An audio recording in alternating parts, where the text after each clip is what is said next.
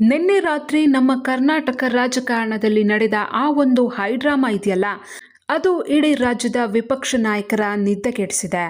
ಮೇಲ್ನೋಟಕ್ಕೆ ಎಲ್ಲವೂ ನಾರ್ಮಲ್ ಆಗಿ ಕಾಣ್ತಾ ಇತ್ತು, ಏನೂ ಆಗ್ತಿಲ್ಲ ಅನ್ನೋ ಹಾಗೆ ಇತ್ತು. ಆದರೆ ಒಳಗೊಳಗೆ ನಡೆದ ಆ ಒಂದು ಮಹಾನ್ ದ್ರೋಹದ ಆಟ ಈಗ ಅಧಿಕೃತವಾಗಿ ಬಯಲಾಗಿದೆ. ಹೌದು, ನಿನ್ನೆ ನಡೆದ ವಿಧಾನ ಪರಿಷತ್ ಚುನಾವಣೆಯ ರಿಸಲ್ಟ್ ಬರ್ತಾ ಇದ್ದಂತೆ ಬಿಜೆಪಿ ಮತ್ತು JDS ನಾಯಕರು ಕಂಪ್ಲೀಟ್ ಆಗಿ ಶಾಕ್ ಆಗಿದ್ದಾರೆ. ಯಾಕಂದ್ರೆ ತಮ್ಮದೇ ಪಕ್ಷದ ನಾಯಕರ ಬೆನ್ನಿಗೆ ಚೂರಿ ಹಾಕಿದ ಆ 11 ಜನ ರಹಸ್ಯ ಶಾಸಕರು ಯಾರು, ಕಾಂಗ್ರೆಸ್ ಅಭ್ಯರ್ಥಿಗಳಿಗೆ ಜೈ ಎಂದ ಆ ಘಟಾನುಘಟಿಗಳು ಯಾರು, ಕ್ರಾಸ್ ವೋಟಿಂಗ್ ಹಿಂದೆ ನಡೆದ ಆ ಬೃಹತ್ ಮಾಸ್ಟರ್ ಪ್ಲಾನ್ ಏನು, ಇವತ್ತಿನ ವಿಡಿಯೋದಲ್ಲಿ ಇದರ ಕಂಪ್ಲೀಟ್ ಇನ್ಸೈಡ್ ಸ್ಟೋರಿಯನ್ನ ನಾನು ನಿಮ್ಗೆ ಹೇಳ್ತೀನಿ. ಮಿಸ್ ಮಾಡದೆ ಕೊನೆ ತನಕ ನೋಡಿ, ಯಾಕಂದ್ರೆ ಕೊನೆಯಲ್ಲಿ ಒಂದು ಬಿಗ್ ಕ್ಲೈಮ್ಯಾಕ್ಸ್ ಟ್ವಿಸ್ಟ್ ಇದೆ. ಮೊದಲಿಗೆ ಬಿಜೆಪಿಯ ಕಥೆಯನ್ನೇ ತಗೊಳ್ಳೋಣ. ಬಿಜೆಪಿಯಿಂದ ಈ ಬಾರಿ ಕ್ರಾಸ್ ವೋಟಿಂಗ್ ಆಗಿರೋದು ಬರೋಬ್ಬರಿ 4 ಮತಗಳು. ಇವರೆಲ್ಲ ಬಿಜೆಪಿ ಅಭ್ಯರ್ಥಿ ಲಿಂಗರಾಜ್ ಪಾಟೀಲ್ ಅವರಿಗೆ ಪಕ್ಕಾ ವೋಟ್ ಹಾಕಬೇಕಿತ್ತು. ಆದರೆ ಕೊನೆ ಕ್ಷಣದಲ್ಲಿ ಕೈಕೊಟ್ಟ ಆ 4 ಯಾರು ಗೊತ್ತಾ? ರಾಜಕೀಯ ವಲಯದಿಂದ ಬರ್ತಿರೋ ಮೊದಲನೇ ಹೆಸರು ಭೈರತಿ ಬಸವರಾಜ್. ನಿಮ್ಗೆ ಗೊತ್ತಿರೋ ಹಾಗೆ ಇವರು ಮೂಲತಃ ಕಾಂಗ್ರೆಸ್ನಲ್ಲಿದ್ದವರು, ಆಮೇಲೆ ಆಪರೇಷನ್ ಕಮಲದ ಮೂಲಕ ಬಿಜೆಪಿಗೆ ಬಂದವರು. ಸದ್ಯಕ್ಕೆ ಇವರ ಮೇಲೊಂದು ಕೇಸ್ ಇದೆ, ಅದರಿಂದ ಬಚಾವಾಗಲು ಈಗಿರೋ ಸರ್ಕಾರದ ಸಪೋರ್ಟ್ ಬೇಕು ಅನ್ನೋದು ಒಂದು ಲೆಕ್ಕಾಚಾರ. ಎಲ್ಲದಕ್ಕಿಂತ ಹೆಚ್ಚಾಗಿ ಇವರು ಕುರುಬ ಸಮುದಾಯದವರು. CM ಸಿದ್ದರಾಮಯ್ಯನವರ ಒಂದು ಸಣ್ಣ ಮೌಖಿಕ ಸಂದೇಶಕ್ಕೆ ಇವರು ಕರಗಿ ಹೋದ್ರ ಅನ್ನೋ ಅನುಮಾನ ಈಗ ಕಾಡ್ತಾ ಇದೆ. ಇನ್ನು ಎರಡನೇ ಹೆಸರು ಕೇಳಿ ಬರ್ತಿರೋದು ಡಾಕ್ಟರ್ ಶಿವರಾಜ್ ಪಾಟೀಲ್. ಇವರು ಕೂಡ ಪಕ್ಕಾ ಬಿಜೆಪಿ ಮೂಲದವರಲ್ಲ, JDSನಿಂದ ಬಂದವರು. ಮೈತ್ರಿ ಆದಮೇಲೆ ಇವರಿಗೆ ಸೂಕ್ತ ಸ್ಥಾನಮಾನ ಸಿಕ್ಕಿಲ್ಲ ಅನ್ನೋ ಅಸಮಾಧಾನ ಇತ್ತು. ಹೀಗಾಗಿ ಇವರನ್ನ ಸುಲಭವಾಗಿ ಕ್ರಾಸ್ ವೋಟಿಂಗ್ಗೆ ಪ್ರೇರೇಪಿಸಲಾಗಿದೆ ಅನ್ನೋದು ಸದ್ಯದ ಪಕ್ಕಾ ಇಂಟೆಲಿಜೆನ್ಸ್ ಲೆಕ್ಕಾಚಾರ. ಆದರೆ ಕತೆ ಇಲ್ಲಿಗೆ ಮುಗಿಲಿಲ್ಲ. ಇನ್ನುಳಿದ 2 ನಾಯಕರ ಹೆಸರು ಕೇಳಿದರೆ ಸ್ವತಃ ಹೈಕಮಾಂಡ್ಗೆ ಶಾಕ್ ಆಗುತ್ತೆ. ಆ 3ನೇ ಮತ್ತು 4ನೇ ಹೆಸರುಗಳೇ BP ಹರೀಶ್ ಮತ್ತು ಘಟಾನುಘಟಿ ನಾಯಕ ಬಾಲಚಂದ್ರ ಜಾರಕಿಹೊಳಿ. ಈಗ ರಾಜಕೀಯ ವಲಯದಲ್ಲಿ ಕೇಳಿ ಬರ್ತಿರೋ ಅತಿ ದೊಡ್ಡ ಸತ್ಯ ಅಂದರೆ ಇವರಿಬ್ಬರು ಬಿಜೆಪಿ ರಾಜ್ಯಾಧ್ಯಕ್ಷ ವಿಜಯೇಂದ್ರ ವಿರೋಧಿ ಬಣದಲ್ಲಿ ಗುರುತಿಸ್ಕೊಂಡವರು.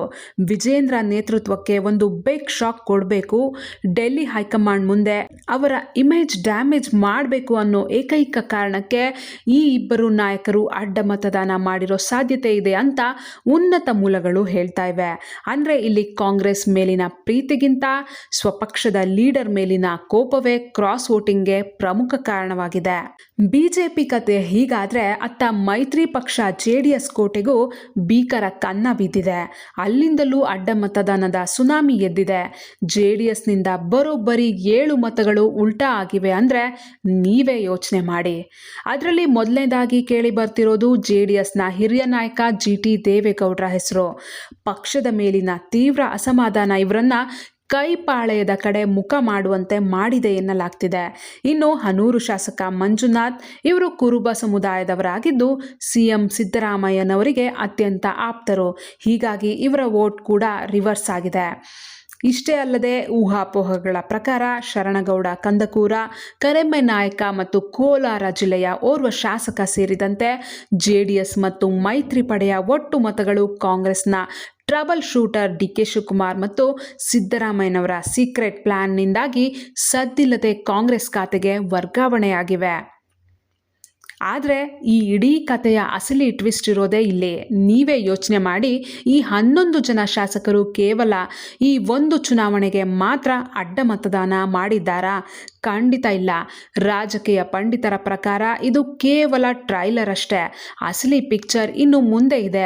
ಮುಂದಿನ ದಿನಗಳಲ್ಲಿ ಕರ್ನಾಟಕದಲ್ಲಿ ಆಪರೇಷನ್ ಹಸ್ತ ಅಧಿಕೃತವಾಗಿ ಬಿಗ್ ಸ್ಕೇಲ್ನಲ್ಲಿ ನಡೆಯುತ್ತೆ ಅನ್ನೋದಕ್ಕೆ ಇದು ಬಲವಾದ ಮುನ್ನುಡಿ.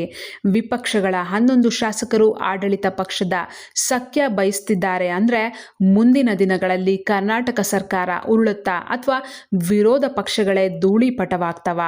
ವಿಜಯೇಂದ್ರ ಮತ್ತು ಕುಮಾರಸ್ವಾಮಿ ಸಾರಥ್ಯಕ್ಕೆ ಸ್ವಪಕ್ಷದವರೇ ಕೊಳ್ಳಿ ಇಡ್ತಿದ್ದಾರಾ? ಇದು ಸದ್ಯಕ್ಕೆ ಇಡೀ ರಾಜ್ಯದ ಜನರನ್ನ ಕಾಡ್ತಿರೋ ಬಿಗ್ ಕ್ವಶನ್.